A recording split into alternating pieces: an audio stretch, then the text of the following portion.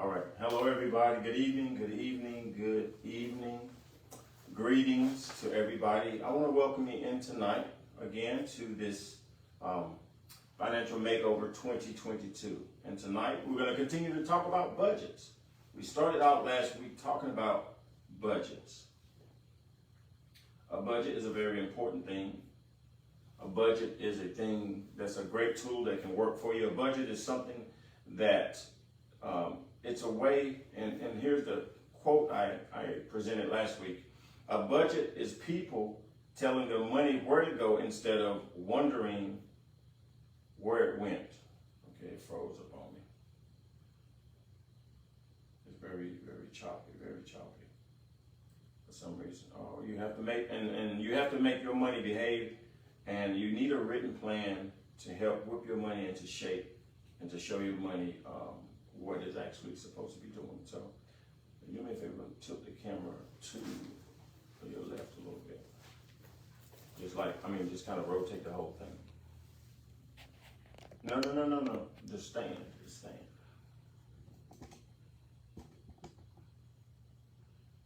Okay, let's see if it gets better. Y'all bear with me. It looks like I'm off the screen. Hold on a second. It looks like I'm off the screen, so I'm just trying to get everything lined up on the screen here. And let's see if it works. But anyway, so get a budget, make a budget, and give your money a plan, give it a job, and give it an assignment, and give it something to do so that it just doesn't do anything and sit around waiting for you to spend it. So, all right. Yeah, so it's not that much better. Don't worry about it. We're gonna go ahead and go forward. It's just starting to waver. Anyway, so yeah, forget about it. So now we're going back to budgeting. So we covered a few key things last week. A few of them of which were, find out what you owe. First of all, calculate your income, how much you have coming in from whatever various sources that you have, and then create a list of your expenses. And so you're going to want to match the money that you have coming in and give an assignment to a portion of that money so that money can meet your financial needs, take care of your bills, car payments, recover that, eating out. All that stuff is very important when it comes to budgeting, because otherwise you randomly spend on impulse. Impulse spending is a good way to become broken or impoverished, as the experts call it. But anyway, so doing a budget, get those total incomes, get those total expenses, balance those out, compare those things, and find out exactly what is taking your money as income, what causes your money to come in as income and go back out as expenses. And then if there's more coming in or as much coming in as is going out, there's an issue somewhere there in your expenses where you have to make that adjustment. Pay some of the things off, reduce the need for some of those things, especially some of those items you spend in excess. Stops here at your local, candy store, whatever habits you have. If it's cigarettes, I'm not trying to judge anybody, or whatever the case may be. Those habits that are taking money out of your resources and out of your savings and out of your income to the excess are the things that you're going to have to be mindful of to eliminate, reduce, and mitigate those losses in your financial power, because all your income is really considered financial power. The ability to buy will come from your credit and your credit worthiness, or really your ability to handle your resources. They have a thing when it comes to income. When you're applying for a home or you're applying for purchasing something, whether it be commercial property or something like that, even if you want to get a franchise, they have a debt to income ratio that the lenders are often looking at. Because if you want to squeeze a payment for a mortgage in, let's say, $1,200 to $1,500 or $1,900, then they're going to be looking to see if you have $1,200 to $1,900 extra dollars a month. If you don't, then logically you can't afford to have that additional expenses, and the banks are not going to take a risk on you not being able to take care of that mortgage. They won't even let you sign it or give you a mortgage if they feel like you are not credit worthy and can't handle those expenses. So it's very, very important that you have a financial balance. Your income and your expenses need to balance out to a point where it's just not coming in and going back out the door. And another key thing about budgets, I want to say this first of all, who out there, just put it in the comments, who out there made a budget? Who out there decided, listen, I'm going to turn over a new leaf for 2022 and I'm going to make a budget and I'm just going to see how this budget thing works and see how my money is going to go. Who did that? So if any of you did that, please put it in the comments section and let me know that you started this new practice and let me know how it's working out. You can even share with us if it's scary, because a budget is a new thing, and a lot of times when we undertake something new, there's not a lot of experience. So I've found often that without experience and ability in approaching things, there's often a fear of the unknown, fear that you don't know how to do it, fear that it won't work. And there's a lot of fear at different levels as you approach a new task or a new, in this case, a budget or something. Teresa's here. So that's you. So you should start a budget. So if that is you and you're having a problem with those things, rewatch that last video. We'll give you some more tips tonight. But the key is getting to that discipline so that you can be a person who has a mastery of your income. Lack of mastery of your income or frivolous spending can cause poverty. I'm telling you, I've seen it. I've even done it. You have the money coming in, and let's just be honest. We all love to be able to splurge and buy ourselves the things. It's a comfort to know that, hey, I can go out and I want a new pair of shoes. I want a new suit. I can go out and I want to buy this new car. I want to buy a steak dinner. I like steak dinners. If I want to go out and purchase something and not be restrained, it's a good feeling to be able to buy those things. However, there's always a consequence. There's always a consequence of spending your money on things instead of saving money. It's always a financial consequence. It will hit you somewhere down the road if you don't have sufficient income and then your expenses have been increased to the point where you're spending extra money on things that are now pleasures and not necessarily needs. You can shift into a state of imbalance in your finances. So if you're in a situation where your expenses are higher than income, find areas in your variable expenses. Variable expenses. What are variable expenses? Well, those things that are a want instead of a need. Now, I listed the wants as like if you have a mortgage, car payment, grocery bills, utilities, you have to keep the lights on. You have to have a place to stay. Rent, you have to have food to eat. Those things are less variable, and there's a way to eliminate those, but it's only going to be eliminated in the long run. In the short term, I'm mainly talking about food, excess spending on clothes and shoes. Sometimes people have to have the latest Nikes, the latest gear, the latest whatever that they feel like they need to feel good about themselves, or I want to keep up with the Joneses, so to speak.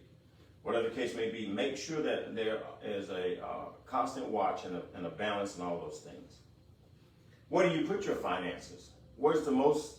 Look at them, take an honest look at them, and find out where the leak in your financial pot is. If you have to have, and I use cigarettes hypothetically because I don't know who's smoking or who's not. It's not important. But I know that they've gone up from where I remember back in the day, they were like $1 and something a pack. And I think now they're like $5 plus a pack. So the same 10 or 12, I don't know how many is in a pack now, cigarettes that you would normally get now for $1, now the thing costs you 4 or 5 times that. $7, I was just told by Miss Lisa, just 7 times. So I don't know that she smoked, but that's not even important. But $7 as opposed to $1 10 or 15 years ago. Now that's still a huge increase for a little small pack of consumable product that's going to go up in smoke in about 2 or 3 minutes as you light it on fire. And then you have to, that's one of those examples you have to buy more and more and more and more to keep up your habit, and it also depletes some of your finances. So make those adjustments. Be honest. Just take an honest look at really what you're doing with your finances, because if you're struggling with your finances and you're not having enough money, you just have to be honest with yourself. because sometimes you can be in a place where you just decide, I'd rather have the comforts or pleasures of buying whatever I want instead of, let me take care of my responsibilities. Do I want a pack of cigarettes, or do I want to take $7 or $8 off of this bill that I owe? It's always a conscious decision which one is more important to you. And getting out of financial debt, and that's why this thing is called Financial Makeover for 2020. And we're just in January. We got a long way to go in as far as the discussion of this product, but you are able to employ this stuff, and hopefully we'll be getting feedback to find out exactly who is working for and what tips that you would like to see. So anyway, aim to have your income and expense columns to be equal. Income and expense column to be equal. The equal balance means all of your income is accounted for and budgeted towards a specific expense or savings goal. So what it's saying is, don't have all the money coming in and going back out. But let's just use left, right as a reference. On the left-hand side, let's say the money's coming in, right? Let's say $2,000 coming in every month. And then on the right-hand column, you have $1,000, just say if you're lucky, $1,000 mortgage, $200 electric bill. Of course, we're in Arizona, so we know this varies. So play along with the game. And then grocery expenses and everything. And then say all of that, you have $2,000 worth of income, and you have $1,200 or $1,400 worth of expenses. Let's just go ahead and say $1,600.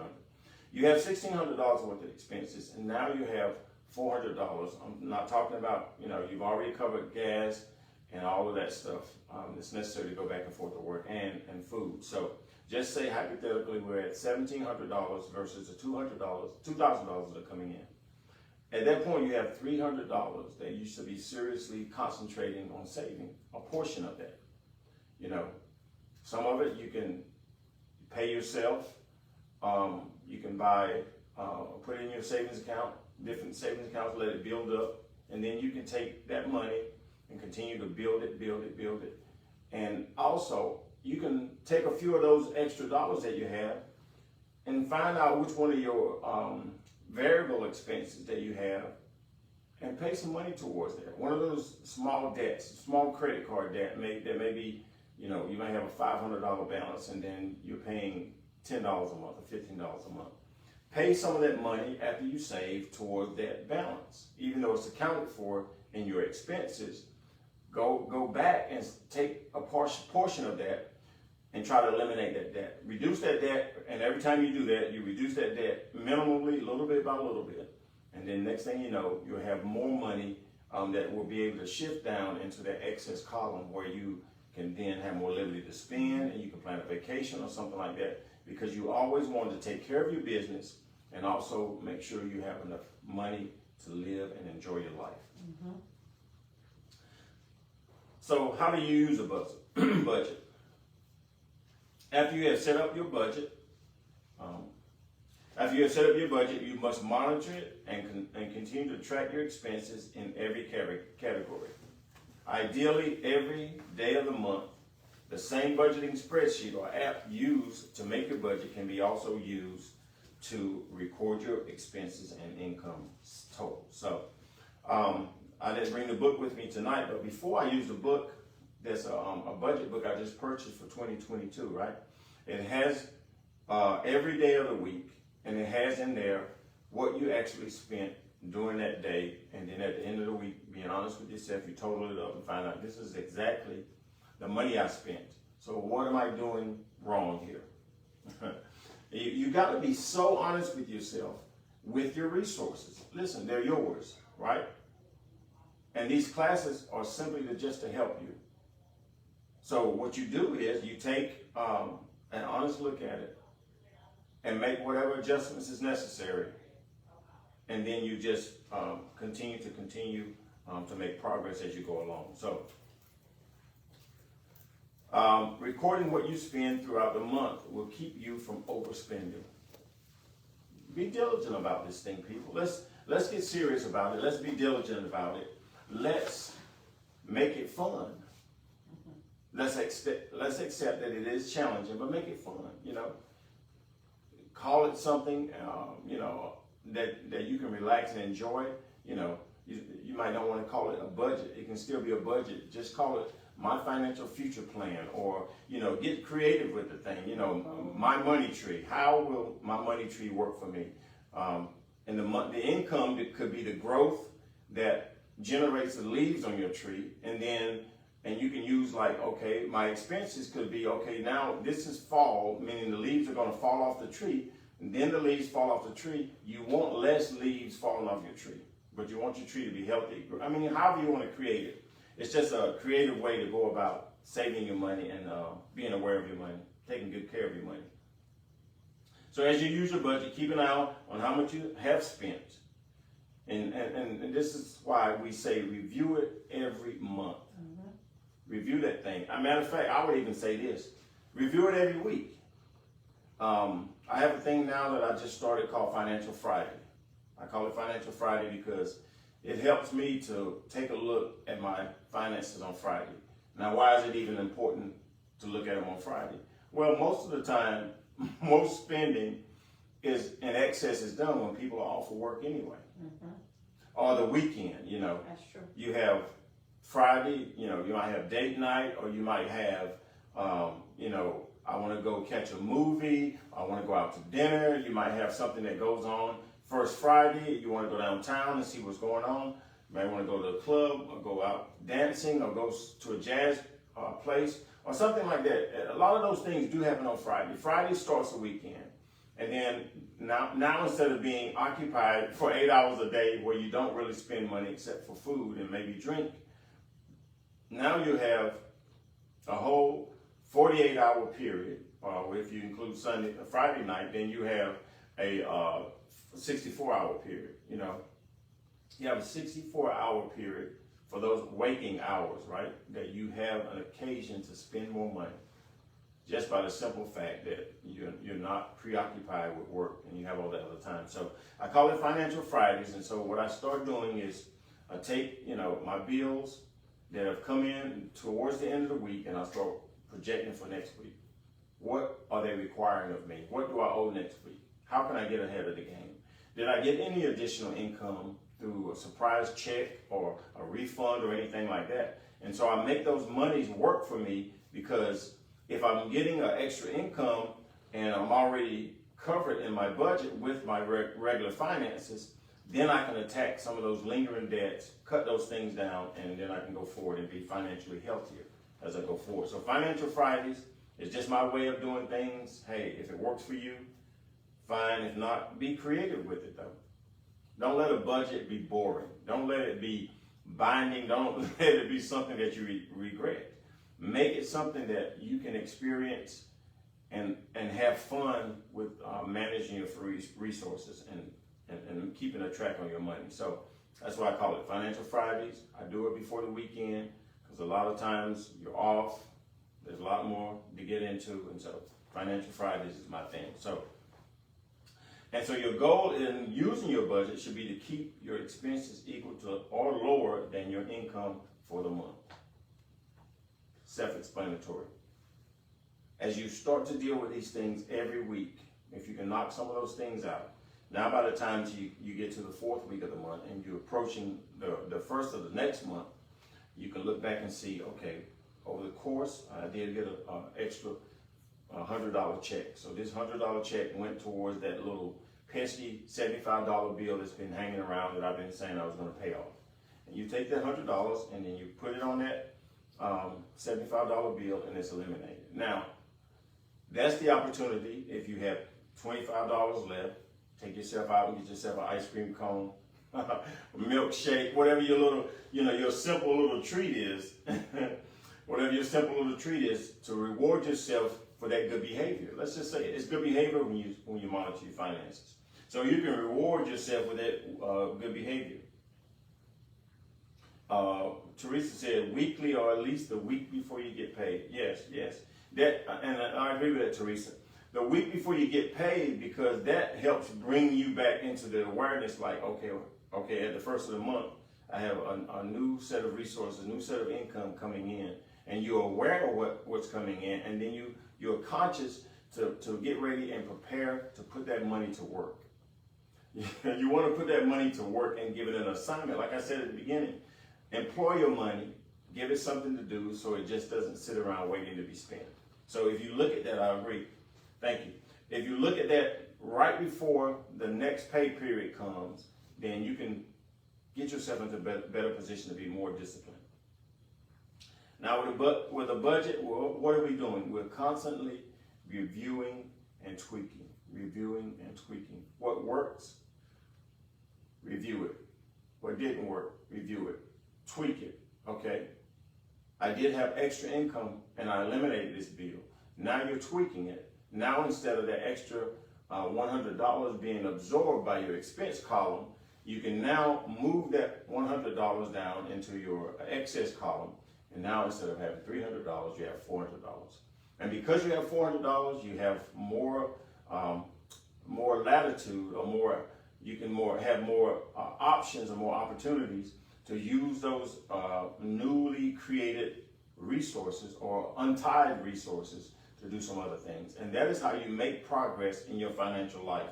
You continue to look at the money, be responsible about the money, pay attention to the money, don't be frivolous with the money, watch your money.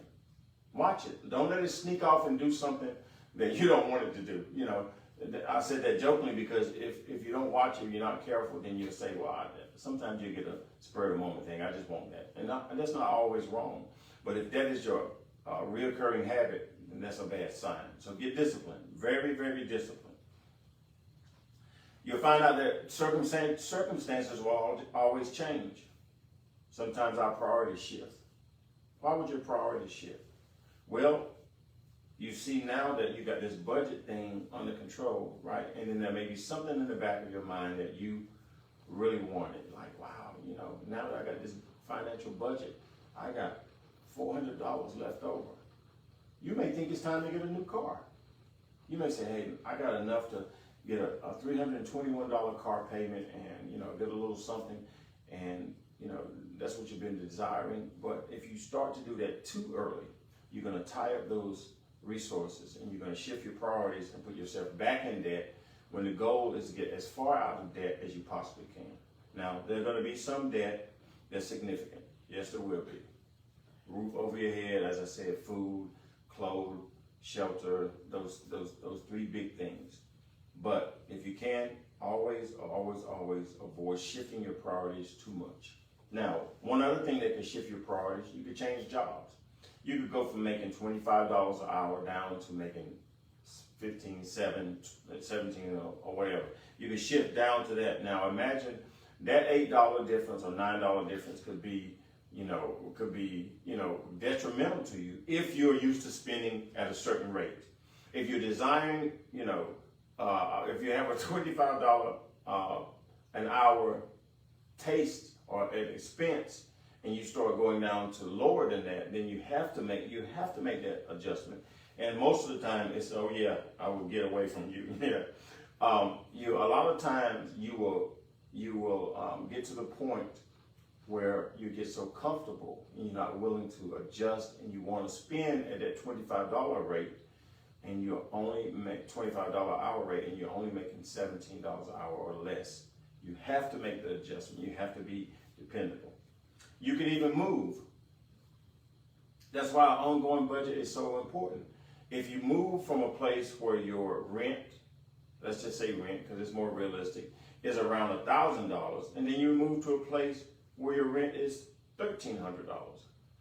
The landlord is going to be wanting that thing every month on time. And then if you go past 5 days, there's very little grace for that after 5 days, because after 5 days, they're going to start charging you a prorated amount each day that you're late. Here's where it's detrimental in the long run.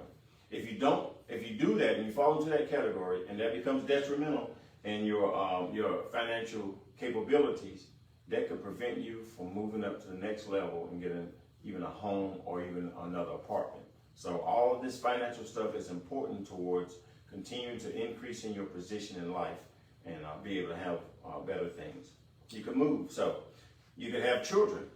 Wow. I remember when my kids, they're precious, that we bring them into the world and we love them with all our heart. But they're expensive, man. They're expensive. From milk to Pampers to diapers, diapers, Pampers, to clothes, to having to take them to the doctor, to have to get their shots. They grow and they grow out of clothes, and sometimes they grow so fast they grow out of pamper sizes, so you have to get the next bigger size. You may have gotten 64 in a box. Now, because they're 2 sizes bigger, you get 32 in a box, and now you got to buy more boxes. So it's all of those little things could be something that can impact you if you have children.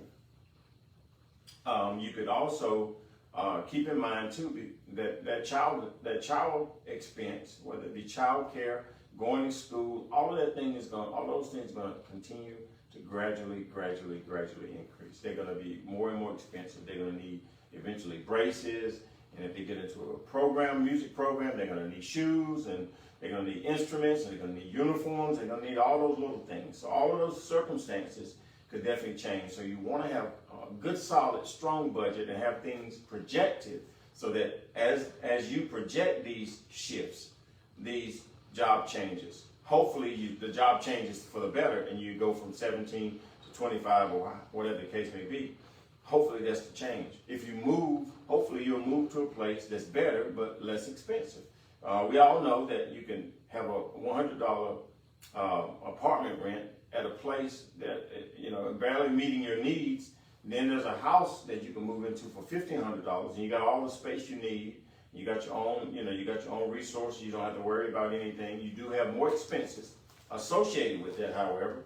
But the reason of child support, you could have child support if you child support. It's a big one. A little inside track for me. I paid child support. Look, there's no shame in my game. They're my kids. I had to support them. There came a time when, I wasn't with the mother or mothers in this case. So I paid child support for each and every one of them. Hey, here I am today. I'm not in poverty. I'm not broken. They did not ruin me financially healthy, and I took care of my responsibilities. God smiled on me. I know he's pleased because I brought the children into the world, or caused the children to come into the world. So I paid child support, so thank you for that. I forgot about that one. Alimony. Here in Arizona, this is a, cut it in half state. You have 2 people that are married and then they want to be unmarried, right? The judge says, listen, half of this stuff is yours and half of it is hers. And they consider that fair. In some cases, if the expenses or the resources of the breadwinner are more significant than the significant other, whether it's male or female, I've seen it happen in both cases. And sometimes alimony has to be paid. It's a certain amount set by the court that has to be paid to that spouse who has been divorced from you, whether it be male or female. Now, alimony is something that I've been told that it has to be accounted as income on the other person. Child support, if you and I are paying child support, we don't get a break by paying child support. It doesn't come off as taxable or any of that stuff. But alimony, if you're paying someone alimony, they're going to have to account for that as income. And so alimony does not last forever. Thank God for that. It doesn't last forever. So make an appointment with yourself. Make an appointment with yourself every few months, right? Just say you name it quarterly. Say every 3 months, I'm going to look at my situation. I'm going to sit down. You're going to scrub your budget. You're going to make sure it's working. You're going to find out your current goals. You're going to see if they're actual realities. Is this thing doable? Can I accomplish this?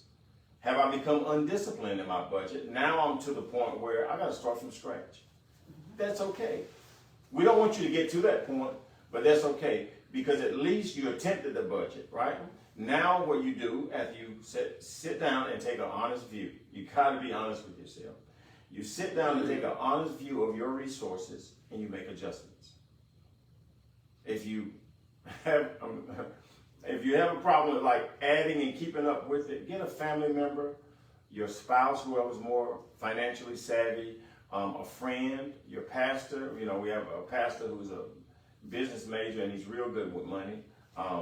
If you have someone in your family circle, that's really, really good with finances and that can help you be disciplined and hold you accountable, reach out to that person, because we're trying to get to a place in 2022 and beyond where our money is working for us and where we're not bound by our debt, we're not bound and not able to go on trips and cruises and different things like that, but we have to take care of the main things first in our budget in order for us to have the freedom to be able to take care of things outside of the budget. Now, you know, let's be wise in all of this stuff. Don't go on a cruise to the Bahamas and come back and find an eviction notice on your door. Don't do that. Please don't do that. Please don't do that, because what that shows is that you have not been financially responsible. You have decided to take the money that belongs to someone else, whether it's the mortgage company or the lease holder, and you take their money. That's dishonest. And you take their money and you take it for your own pleasure, and therefore the consequences of being homeless are facing you now. And it's just real. It's real. People do that stuff, man. They really do that stuff.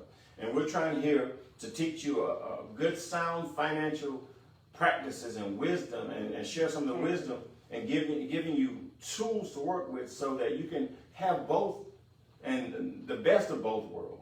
You can have a solid budget that'll work for you, and you can take those trips responsibly if you follow the tips that we're giving. So, hey sis, I'd love to see you too. So he says, if it's possible, work 2 jobs or start a side business. Now that's great. That's something that, you know, for a while I didn't understand that. For a while I really didn't understand that, because I grew up poor. And in my mind, it's like, why does a man need more than 1 job? Well, here's a simple answer. So you have more than 1 income.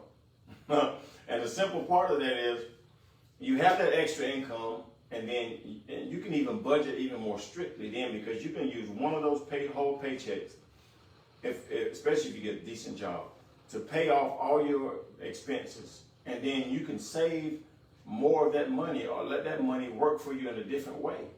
And you'd be surprised what a second income, or a second stream of income, we call it nowadays, will do for you. It'll give you financial freedom. You may be a little tired, you know, from a second job, but don't go out and get a construction job for the daytime and get a construction job for your part-time job too. Get something that's going to be less strenuous on you, that's not going to wear you out. Listen, I encourage you, as you're out there watching, get an intellectual job, a job where you use your mind. Don't get 2 jobs that are physically demanding. Get an intellectual job, somewhere where you can answer the phone, customer service. Listen, they have a ton of work from home jobs. Find out what's going to work for you. Create something. Create an online business, and sell whatever, and make that income be a supplement to your income, and you'll find out you have greater financial freedom, and you'll be able to get yourself in a position to have financial strength and financial flexibility. Remember that your budget needs to work for you, not the other way around. You don't work so hard at this budget. I know it sounds like it's difficult setting up. You don't work so hard at it. But what you do is you set the budget and make it work for you. Make it take care of your expenses. Make the money responsible for something to take care of, and make it, give command of it, take command of it, and say, hey, look, before the 6 months is over, you're gonna pay this bill out. Talk to it like that. Talk to your resources and your money and your check like it belongs to you, because it does. Talk to it and give it an assignment. Okay, you're gonna take care in 12 months. You're gonna take care of this car. You're gonna pay this car off in 12 months. It's okay to talk to your money. You're not crazy. You got to be wise when you're doing these things, so that you can understand exactly what you're trying to accomplish, and you give that money an assignment, okay? It needs to work for you. So here are a few more tips. Once you have set up a basic budget, customize it. Customize it how? According to your financial situation and your goals. Remember this thing we call, in the military, we call a schedule, right? A living document. And we call that thing a living document because when we have a schedule where we project out the training that's going to happen over the next 30, 60, 90 days, it's a living document, meaning it's not set in stone. If you have to go back and adjust it because something changed over here and something needs to be adjusted over here, do so. Don't beat yourself up. Make that adjustment. Be disciplined and make that change and make that shift and keep moving forward because you want that thing to be healthy and to continue to work month after month after month, but you are the ones who have to nurture it. You're the ones who have to pay close attention to it. So customize it if necessary. Give you a few more tips. If you work on commission, be aggressive in the savings to help cover periods where your market is slow. An example is, okay, my daughter-in-law is a teacher, right? North Carolina, she's a teacher. So, the teacher only works a certain part of the year and then they're off for the summer. So I've never been a teacher other than, Bible study and different things like that. I've never been a high school teacher or a school teacher.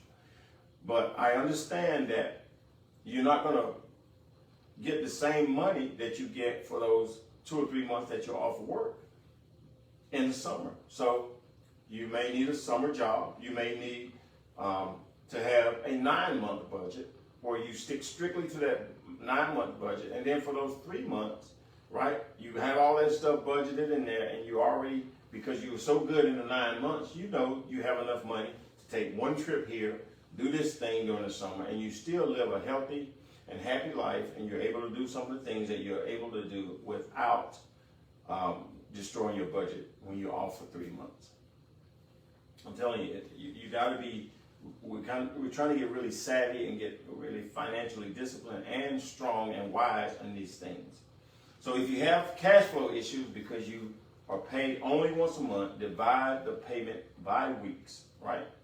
And keep the cash you plan to spend in the remaining weeks in a separate account until you need it. Okay? Makes sense to me. You get paid twice a week, right? Divide those bills. I'll give you a personal example from my own life. Used to get paid on the 1st and 15th, as military always do. Now, there were some bills that were due in those first 15 days. And then there were some bills that were due in the 16 to 30 days. So what I did, I got to a point one time where, as I was having those incomes, I said, okay, I can wait until the 16th to pay this bill, or I can pay it between the 1st and the 15th, the 1st and the 14th. If I pay it between the 1st and the 14th, then between the 15th and the 30th, or the 31st, or the 28th, whatever the case may be, I have that extra amount of money to put into savings. See how it works? You can do that, and you can be wise with your money. Move your money around. Take care of those things. If you don't have to spend, if you can take that extra, let's say $150, and put that towards a debt, then you don't have to use that $150 on that second pay period. You can take that $150 and make it work for you. Put it away, put it towards another bill so that you can pay it off, or just, use it wisely though. Use it very wisely. So when you have those type of issues, be smart about it. And now I only have one income. I'll be honest with you, transparent. I have one income, and that comes in at the first of the month. So, it's a long 29-day period, believers. I'm telling you, it's a long 29-day period between paychecks. And so I have to be wise. I have to save responsibly and diligently, because those 29 days, man, are full of desires and needs. And so if I don't take care of my responsibilities, when I get to the point where those other desires and needs come up, I'll come up short. I will come up short. So I'm just giving you some personal examples. So you got to be conscious.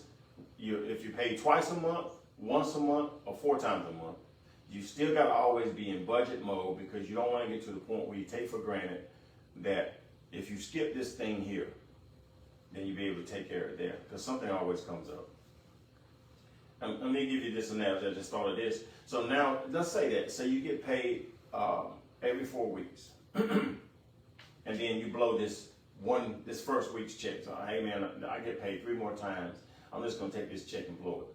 But you forget that now it's come time to pay.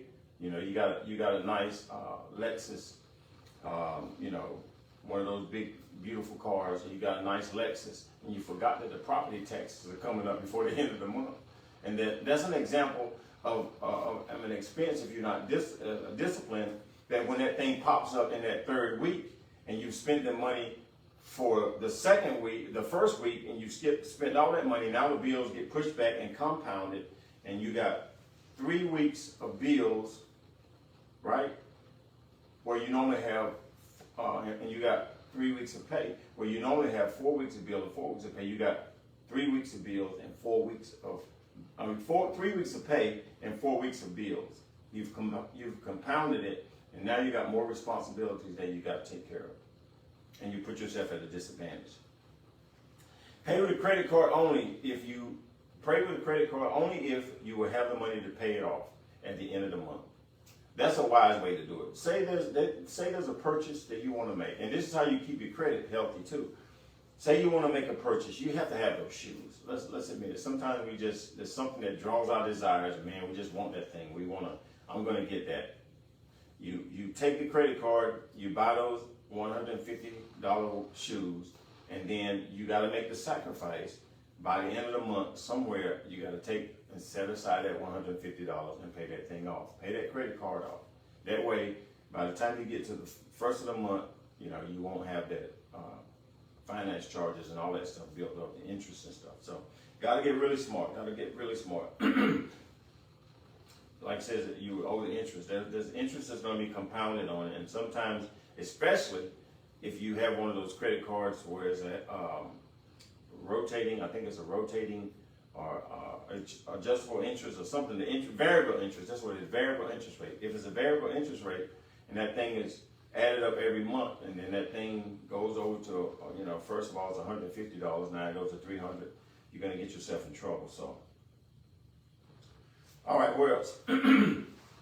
If you tend to overspend in certain categories, use budgeting hacks such as switching to a cash-only budget. Switch to a cash-only budget. What's that? That means don't use credit. Keep it based on income and expenses, and work those things out between the two of those.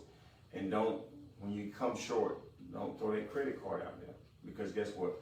Credit card, compounded debt, increasing balance. Now you got the same income, and the hardest thing to do is try to take $2,000 worth of income and pay off $3,000 worth of debt if you got that kind of expenses going on every month. And so you see how that thing increases? Then you get behind, interest rates compound, and by the time the next month comes, you have $2,000 worth of income and you have $3,500 worth of debt or expenses. So it can continually push you back into the red instead of pushing you into the black. You're going to have financial troubles along the way. Once your expenses, where did I leave off? Once your expenses are lower than your income, budget towards saving goals before you increase your spending. What is that saying? If you get to a point where you've become financially savvy, you got the budget thing down pat, you're knocking out those excess debts, and now you see that spare money margin increase from $2,000 of income, and now you have $800 or $900 left out of that $2,000 check. Then you're at a point now that your income is more in the positive, and you can use that extra income, not increase your spending, find stuff to spend it on, but you can increase your savings. Put more money away, and be okay with that. I'll give you this part a real quick part before I end. There was a period I was in the military, right? At first, I wasn't comfortable with opening up a thrift saving plan, because here's my mentality. I was putting a portion of my money away, not really understanding how investments and all that worked, right? Didn't really know, came from poverty, had no one to teach me this. I had to learn on the fly, read stuff, and hang out with people who were smarter than me. That's always good. So So I noticed that 5% that I started out with was increasing. You know, I put it in a thrift savings plan, and it was a certain amount of volatility. They didn't add a match to it, but the money was put away. 5% of my money went there, and I was able to go and look at it. So I did that. And then for a while, I was like, okay, I like this. But I had a problem. I kept looking at the money, right? I kept looking at it. Now, I didn't go back in and then spend it because there was so many different layers of prevention that you had to have a hardship request, all of that stuff, which was always good. But I would look at it so much. I'm like, man, you know, it increased. I got an increase of $10. You know, I'm looking at it like that. And I got to the point where I said, okay, don't do that anymore. Then I was able to increase it to up to 22%, right? I know it sounds a lot, but as you increase in rank and as you start to get promoted in the military, you start to get a few more extra dollars, right? So I increased it to 22%. And then I stopped looking at it. And in a 5-year period, I went from a few $1,000s to $70,000. I'll tell you no lie. 5 years, and I didn't touch the money. I watched it grow, and as a matter of fact, I forgot about it for a period of time, and then I started to just check it out, and I was surprised. Wow. So what am I saying? Put it away and forget about it. Don't be so conscious. Oh man, I got X number of dollars to spend. I can get this stuff. I can get that stuff. If you really want to help yourself out and set up some great financial flexibility in your future, which is coming, you know, then get disciplined to that point and put that money aside. Don't even look at it. Don't think about it except for an occasional checkup. And you may need to make a few adjustments into where you invest your money at. We'll talk more about that next time. This has been our financial makeover for 2022, week 3. Hey, love you guys. Thank you. And join me next week, week 4. We're going to go into some more things. God bless you. Practice those budgets. Ask questions if you need to, and let's get financially wiser. We're in the first year. The first week and months of 2022. Let's do this thing together. Let's increase people. Let's go. All right. God bless you.